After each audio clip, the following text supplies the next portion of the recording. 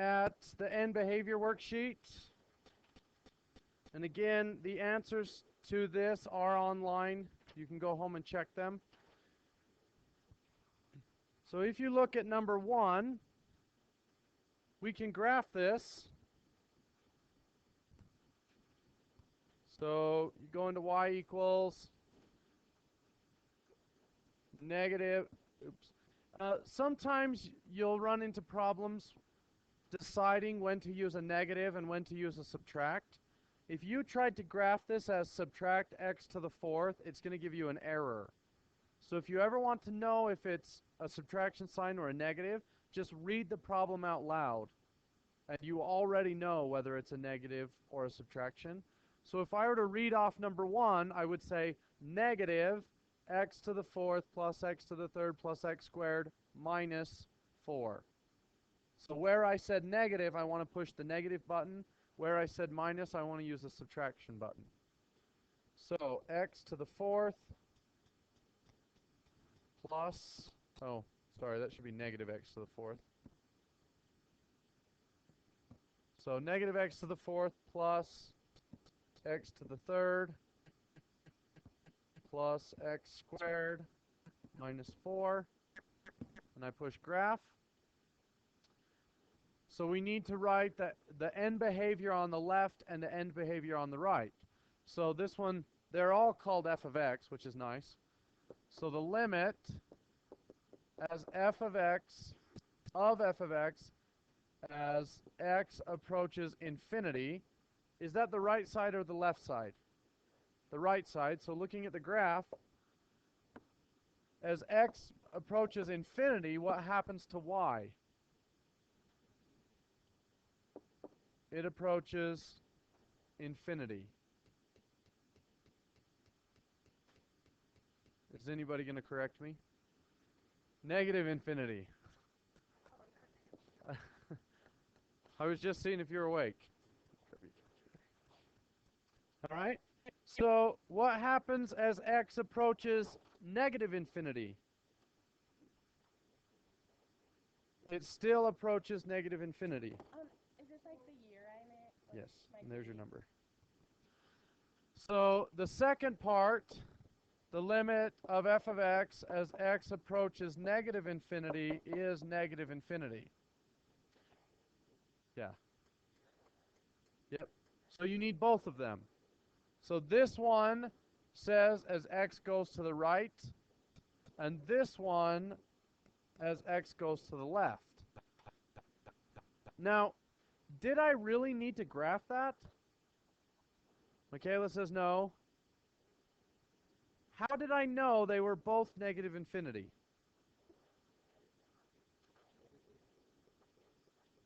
What degree is this polynomial?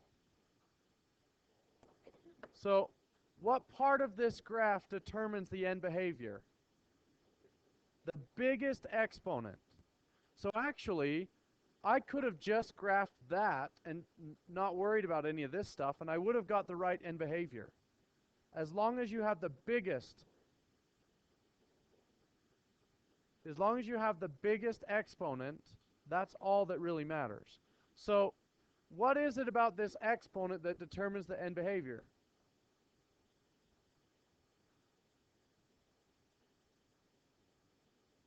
It's even. So even graphs look like this. That's an x squared. This is an x to the 4th.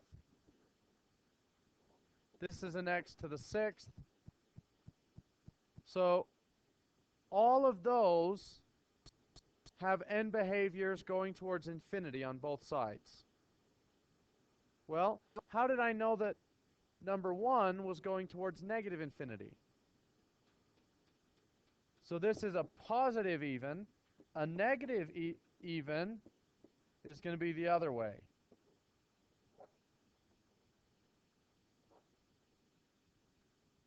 So all you really need to know is the degree of the polynomial, which means the largest exponent. If it's even, the two ends are the same. They're either up and up or down and down, depending if it's a positive or a negative term. Okay? What about the odds? What do the positive odds look like?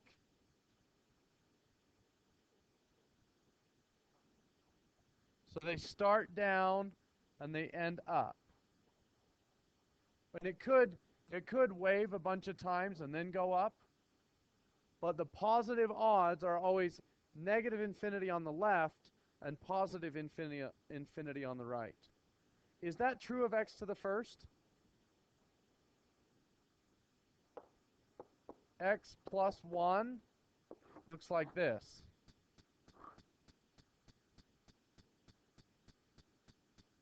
Okay, what about the negative odds? What do they look like? They're exact opposite from the positive odds, so they would look like this. Or is that true of negative x to the first? Well, negative x plus 1 would look like this, so it's still true. So anytime you have an even number, it's either up and up or down and down, depending if it's positive or negative. If it's odd, then the right side is up and the left side is down if it's a positive term. If it's a negative term, then the left side is up and the right side is down. So you don't even need to graph them. But if you forget, you don't need to bother with graphing the whole polynomial. All you need to graph is the biggest exponent. So if I forgot on number 12, I could just graph x to the fourth, and that would tell me everything I need to know.